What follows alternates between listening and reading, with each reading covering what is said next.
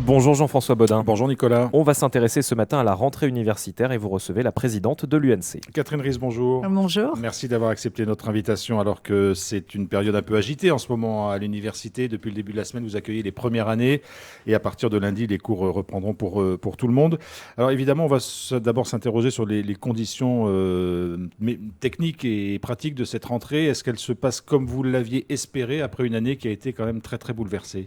Oui, l'année passée a été très bouleversée, mais nous avons la chance que nos campus aient été préservés et que donc les étudiants peuvent, comme ils l'ont fait l'année dernière après le plus grave de la crise, revenir sur le campus.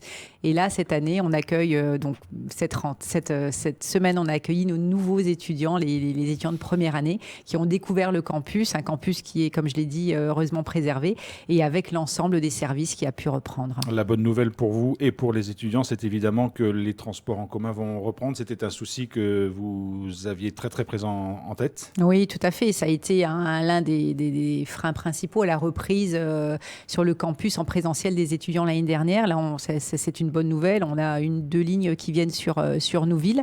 Reste la problématique du tarif, mais là aussi, j'encourage vraiment tous les étudiants qui trouveraient des difficultés à financer leur transport de se rapprocher de la MDE et de son assistante sociale pour voir ce qui peut être mis en place. La maison des étudiants, qui joue un rôle important dans cette période, notamment de rentrée universitaire. Mais bien sûr, on travaille en étroite collaboration avec la maison des étudiants. Nos services sont complémentaires. Et c'est vrai que les étudiants peuvent y trouver tout un tas de services. Il y a le restaurant universitaire qui a réouvert, les différentes cafettes du campus.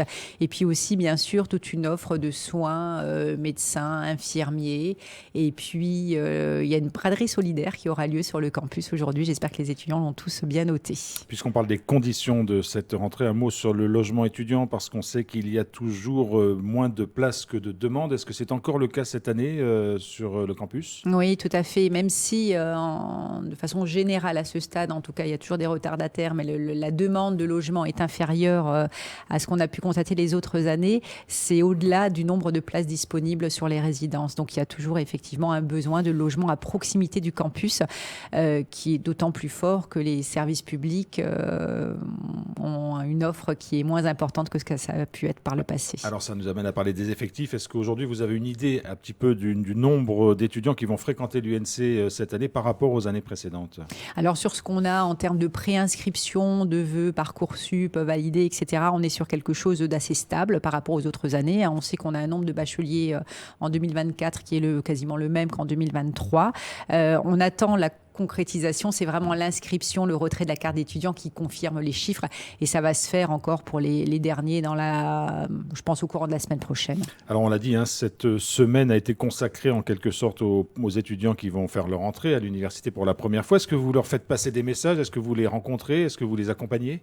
Oui, alors j'ai à cœur de rencontrer les étudiants de première année quand ils arrivent à l'université. Parce que les autres, ils connaissent, donc c'est pas pareil. Oui, je les ai vus normalement l'année dernière ou l'année d'avant, mais c'est vrai pour leur passer essentiellement le message que l'expérience qu'ils feront de leurs années à l'université dépend essentiellement d'eux, de ce qu'ils y mettent, de l'investissement qu'ils y mettent, de l'énergie qu'ils y mettent, de l'effort et du travail qu'ils y mettent. C'est des années qui sont importantes puisque c'est aussi le passage de la vie adolescente à la vie adulte. Ils sont tous majeurs quand ils arrivent ou ils vont le devenir dans l'année. Donc c'est vrai, cette prise de responsabilité qui peut faire peur, mais ils ne sont pas seuls pour prendre ces responsabilités. Ils sont accompagnés par des équipes pédagogiques, par des équipes administratives. On a renforcé tout le dispositif d'accompagnement des premières années pour l'aide à la réussite. Donc ils ont cette possibilité. Je dis souvent à l'université, peu de choses sont imposées, mais beaucoup de choses sont proposées. Et ils sont maintenant adultes, majeurs, pour pouvoir faire le choix et prendre les opportunités qui s'offrent à eux. Vous parlez d'expérience étudiante ?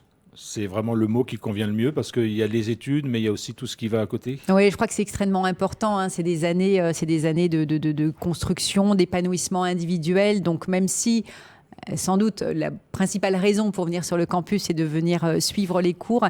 Il est extrêmement important de prendre en considération tout l'environnement social aussi des étudiants sur le campus. Ils font partie d'une communauté de plus de 3500 étudiants de différentes disciplines. Donc cette possibilité de s'ouvrir, d'aller suivre des cours, des conférences, des expositions sur des thèmes qui sont très variés, des étudiants de différents niveaux, puisque ça va de ceux qui entrent cette année jusqu'au doctorat. Donc ils croisent aussi des étudiants qui font de la recherche. Et ça, je crois que c'est extrêmement extrêmement riche. Et puis tout ce qui est aussi vie associative. Les associations culturelles, sportives ont toujours existé. Et puis on a vu quand même, suite aux émeutes l'année dernière, des groupes, des associations d'étudiants se former pour porter la voix de la jeunesse. Et je pense que c'est important. Les élus, les décideurs ont besoin d'entendre cette voix et c'est parfois plus facile de la porter en groupe quand on est plusieurs. Donc j'encourage vraiment les étudiants à se réunir, à échanger et à faire porter leur voix. Alors Catherine Riss, l'université porte régulièrement des projets, des nouveautés. L'année 2024 n'a pas été simple. Est-ce que quand même elle vous a permis de faire aboutir des projets en termes d'enseignement ou de structures universitaires qui vont rentrer en vigueur cette année ? Oui, alors sur l'année 2025, on n'a pas réellement de nouvelles formations, mais on a un aménagement de toutes nos formations avec une sensibilisation, une formation de tous nos étudiants aux enjeux de la transition écologique et du développement soutenable. Donc tous les étudiants de l'université sont formés à ces enjeux parce qu'ils sont les futurs décideurs de demain et que c'est vraiment un aspect essentiel qui doit les guider dans leur prise de décision. Ils sont formés par quel biais ? Ils sont formés par des enseignants-chercheurs qui interviennent dans des cours, dans des enseignements.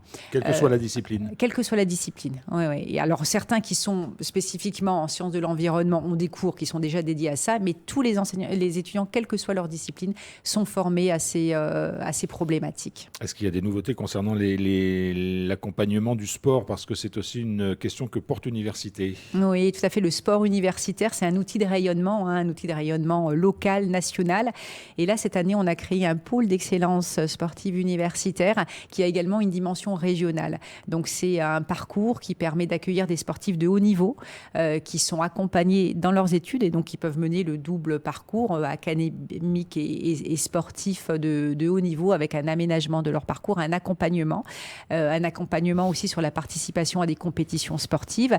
Et puis, surtout, je pense que c'est un vecteur très fort d'intégration régionale.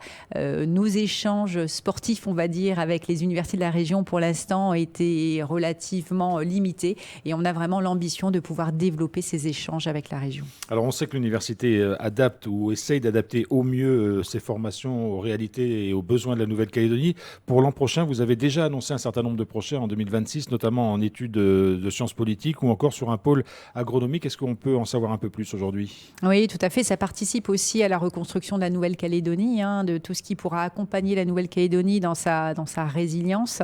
Donc un pôle en agronomie tropicale qui aura vocation à porter des formations, de la recherche pour accompagner toute la transition alimentaire. Un pôle également en santé sanitaire et sociale puisqu'on accueille aussi depuis septembre dernier les étudiants de l'IFPSS. Et puis également des formations qui portent sur ce qu'on appelle la décarbonation de l'industrie, notamment les énergies renouvelables. Cette prise en compte de la décarbonation a fait l'objet d'un des points importants de l'étude d'impact que vous avez réalisée. Pourquoi c'est une préoccupation pour vous ? Je pense que c'est notre mission. Alors, je souhaiterais que ce soit une préoccupation pour tous, mais je pense que c'est notre mission, effectivement, d'informer, peut-être de faire prendre conscience de l'impact de nos activités et de la façon dont on pourrait atténuer ces impacts ou s'y adapter. Donc, effectivement, pour la première fois, l'université a fait l'année dernière son bilan carbone pour savoir quel était son impact, effectivement, en termes de rejet de CO2. On sait qu'il est un peu plus élevé que la moyenne nationale. Vous allez y travailler. Il y a des moyens pour essayer de réduire cette empreinte carbone ? Oui, alors le plus gros poste de dépenses carbone, pardon, j'ai perdu le mot. D'émissions, merci. C'est les déplacements. Et les déplacements, domicile-travail pour les personnels, domicile-université, travail pour les étudiants. Donc vraiment, tout ce qui sera favorable au développement de transport public, évidemment, de modes de transport doux. Là, on expérimente avec la CE une piste cyclable sur Nouville. On espère que c'est quelque chose qui pourra enfin se mettre en place parce que les étudiants sont demandeurs, les enseignants, les personnels également. Et puis, à terme, peut-être envisager une presqu'île de Nouville qui soit une presqu'île verte où on laisserait son véhicule personnel à l'entrée de la presqu'île et on se déplacerait en mode doux. C'est un rêve pour le futur. Alors, dans les projets, il y a aussi la création d'une filière Sciences Po Pacifique. Est-ce qu'elle verra le jour en 2026 ? C'est le projet qu'on a, avec une formule particulière, puisque c'est quelque chose qui a une dimension régionale, avec une première année, donc c'est des études Sciences Po qui ont lieu sur 5 années, une première année à l'Université de Polynésie française, deuxième année à l'Université de la Nouvelle-Calédonie, troisième année en mobilité dans les pays de la région, Australie, Nouvelle-Zélande essentiellement, et puis les 2 dernières années de Sciences Po dans un Sciences Po de l'Hexagone. Donc c'est une filière sur laquelle on travaille actuellement. Le projet, effectivement, c'est de l'ouvrir en 2026. Il y a toujours des liens évidemment entre l'UNC et l'Université du Pacifique en Polynésie. Oui, tout à fait. Oui, on a une école doctorale commune, donc nos doctorants, une centaine de doctorants sont inscrits dans tous les domaines, au sein de la même école doctorale. Et puis c'est vrai que cet institut d'études politiques du Pacifique serait aussi quelque chose qui serait coporté par nos 2 universités. Catherine Riss, quel est votre souhait pour cette année universitaire 2025 après cette année 2024 qui a été compliquée ? Le souhait, je pense que c'est le souhait qui est partagé par de nombreux Calédoniens, c'est qu'on arrive enfin à trouver une solution qui convienne au plus grand nombre et qu'on retrouve de la sérénité et qu'on puisse se projeter dans l'avenir. Une toute dernière question, Catherine Riss. Il y a le cas de Mathias Chauchat, dont on a beaucoup parlé, dont la suspension arrive à terme dans une semaine. Où est-ce qu'on en est dans cette procédure ? Qui prend la décision et quand est-ce qu'on saura ce qui va advenir de Mathias Chauchat pour la suite ? Alors la procédure est toujours en cours. Et il y a des décisions qui seront prises rapidement ? Il y a des décisions qui seront prises quand il le faudra. Catherine Riss, présidente de l'université, merci beaucoup d'avoir été notre invitée ce matin. Merci à vous.